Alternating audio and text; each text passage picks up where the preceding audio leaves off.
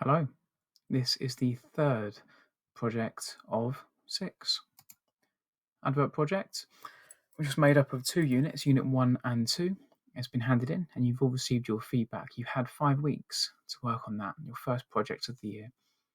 The professional project is the second project. That's only 1 unit and that's being assessed via witness statement. That is everything that Vicky, Shamiam and Rachel and I observe. Altogether, we're going to sign the witness statement to verify your professional behaviour, the way you've applied yourself, the way you've committed yourself to achieving what's been asked of you in the 3 weeks you've been given.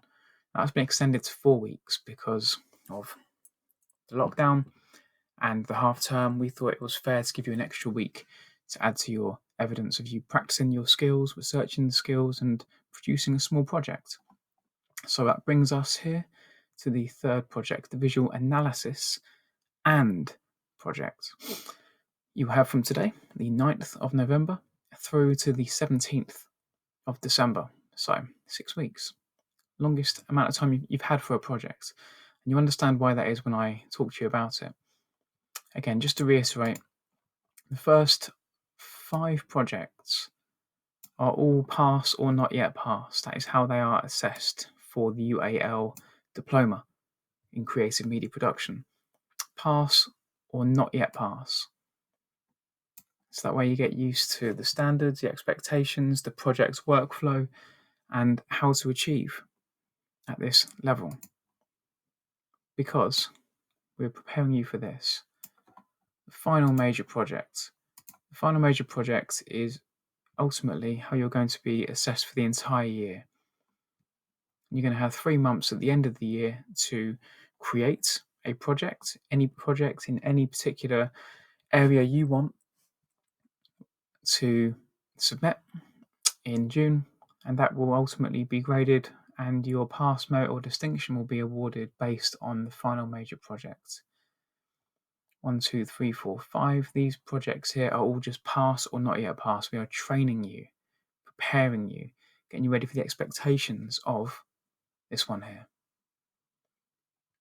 So I've put some examples in Classroom for you to have a look at as well to get you thinking about those merits and distinctions. But for now, I'm going to be assessing you at pass or not yet pass, but there's nothing to stop you from pushing yourself towards merit and distinction so you can see how you measure up against the standards. Let's have a look at the brief for the visual analysis and visual project. So, there are 2 parts, as I'm sure you've noticed. The reason being, we have 2 units. Unit 4 is all about critical thinking, analysis, being aware and conscious of different approaches and different ways of thinking about the way media is constructed, put together,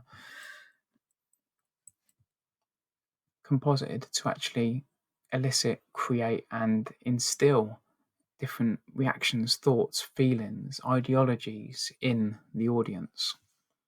Thinking about historical and contemporary contexts. Context is a word that's going to come up quite a lot in the next 6 weeks, and perspectives that influence the way a work is produced, the ideas behind it, the technology that's used to create it. Essentially, you're going to be analysing media, visual media. We'll talk more about that in a minute. Unit 6 is about you making a project, a visual project. You've done this before with the advert project and the professional project, many of you. You'll be comfortable at this stage, we hope, in creating a project, preparing it, producing it, evaluating on it. It has to be visual media. You're going to be putting together your knowledge and understanding of what you've learned in Unit 4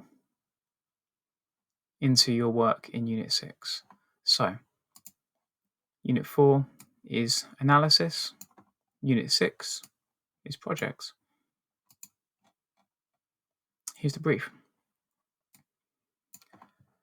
You are going to create a visual analysis to show your knowledge of critical perspectives and contexts. You'll learn about these phrases and what they mean over the next 4 or 5 weeks of lessons with Rachel, Vicky, and I. Learning to think critically about media and why it is the way it is. You're also going to be creating a visual project alongside that. Let's look at the first unit, as it were, the visual analysis.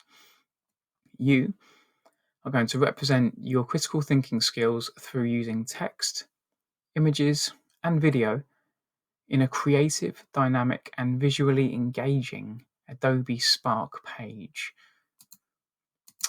So you're going to be using Adobe Spark, and you're going to sign in with your Google accounts. When you sign in with your Google accounts, select company or school account, by the way, when you get to this stage, you're going to create, by clicking on the blue plus in the top left-hand corner, a web page. And when you select web page, you're going to have this dynamic, media-rich space to create a analysis. And you can, when you are working on your analysis, put a picture of my daughter in there, upload images, put in videos, add in different glide show elements to make it nice and dynamic, like so, to illustrate and visualize your analysis as you progress through. You can use stock images here, use free photos or images from your drive. So if I'm talking about a film, I can search on film there. I can, in my analysis and my text, into my Adobe Spark. So this is how my Adobe Spark looks so far. So like this, scrolls down into this bit here. Your Adobe Spark is going to be a dynamic, media-rich web page that you're going to create to put your analysis work in. You're going to apply critical perspectives, and you're going to analyze at least 4 visual media examples. At least 4 visual media examples.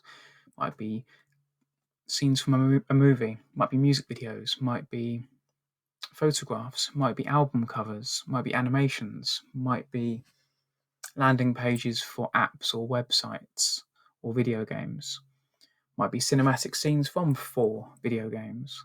4 visual media examples you're going to analyze. And that is what you're going to do in your visual analysis. Using Adobe Spark, you are going to follow this guide, which I've created for you as well, to make an analysis of 4 visual media examples. That's it.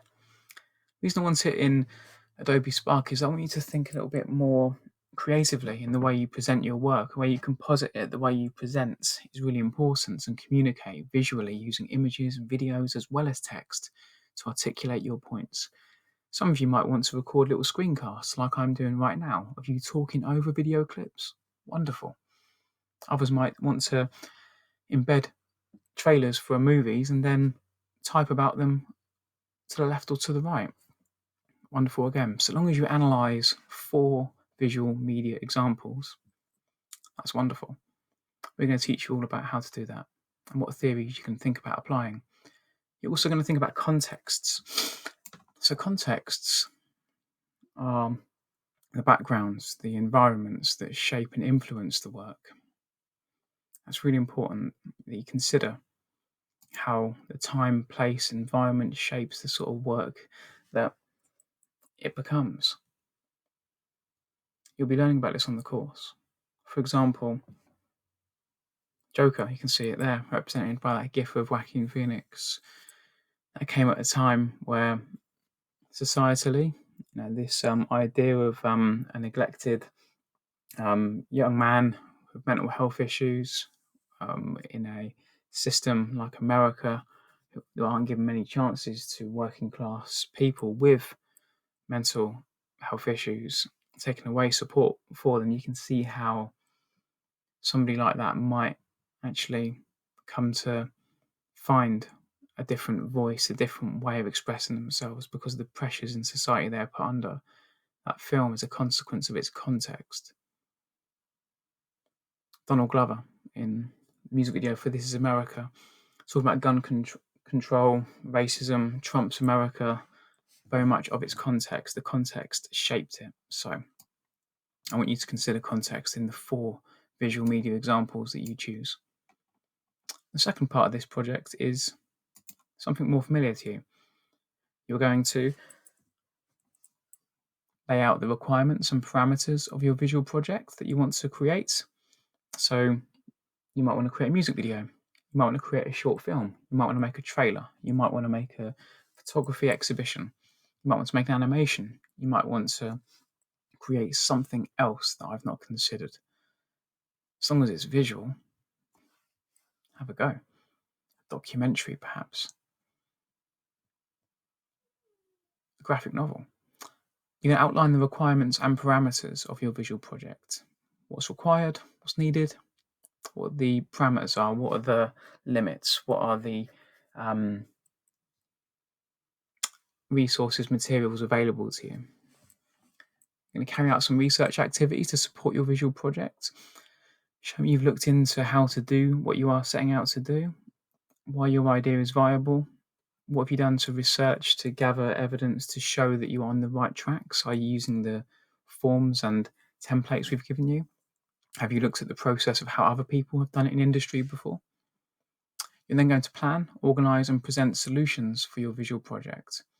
All the way through the project, let us know how you're planning it, organising it and presenting solutions as to what you're going to do at each stage to make sure you produce what you set out to produce for your visual project. Then, of course, you're going to make it, apply practical skills.